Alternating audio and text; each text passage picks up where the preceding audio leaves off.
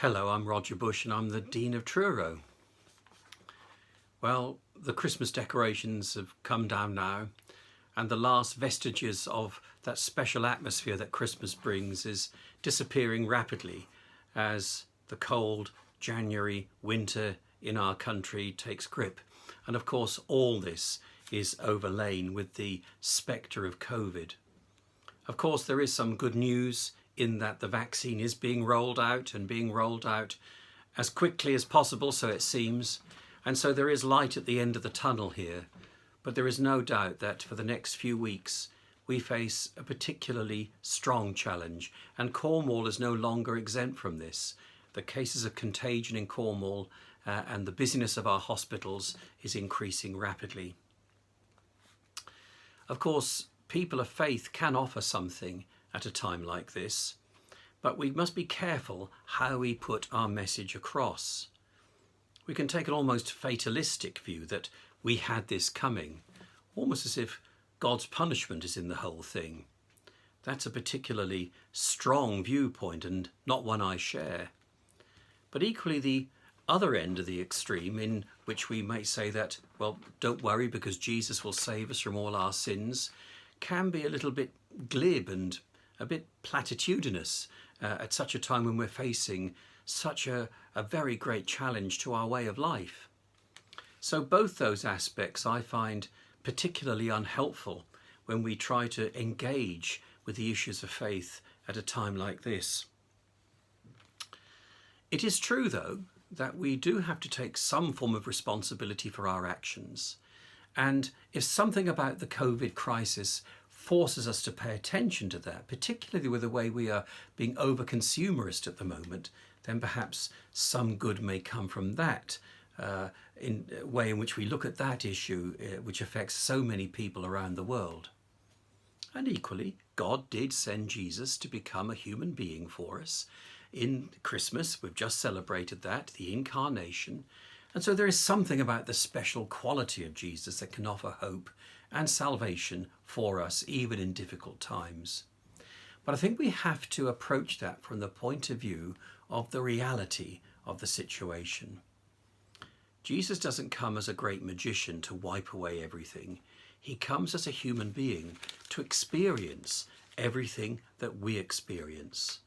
Being born into an impoverished family, living on the margins of life. And when he started teaching, preaching around his area, around the towns, and particularly in Jerusalem, well, the gospel of love, which he preached about, the gospel of God's kingdom, really got up the noses of the high and mighty, and of course led to the tragedy of his crucifixion, his execution by the authorities.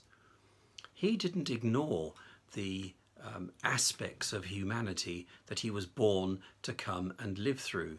He didn't withdraw to some wilderness to stay there and to be immune from the day-to-day life of being a human being. He engaged with it fully. And it's that engagement that I think can offer some form of comfort to us at this time. Because Jesus showed us the way to live the life of love, to live the life of God in real human situations, by touching the poor, by touching those who need to be healed, by forgiving the sins of those who, like the rest of us, can fall into all sorts of difficulties at any moment in our lives. He showed what loving our neighbours as ourselves is all about. And even though that led to the difficulties that he faced and the challenge that he encountered, then that is the sort of thing that offers us the way to live out the gospel of Christ, not by ignoring the world, not by judging the world, but by loving the world, by embracing the world in all its contradictions and difficulties, by showing that God's love works in the blood and in the guts and in the real stuff of life, not as some panacea or some idealistic solution to problems that we'll never ever solve otherwise. So the reality of Jesus, I think, offers us a way forward. The reality of Jesus as a human being, living out the fullness of God's love for each and every one of us. Of course, that's difficult sometimes when we're facing direct challenges to our way of being and to the status that we may have enjoyed, or the privileges that we have enjoyed, and so on.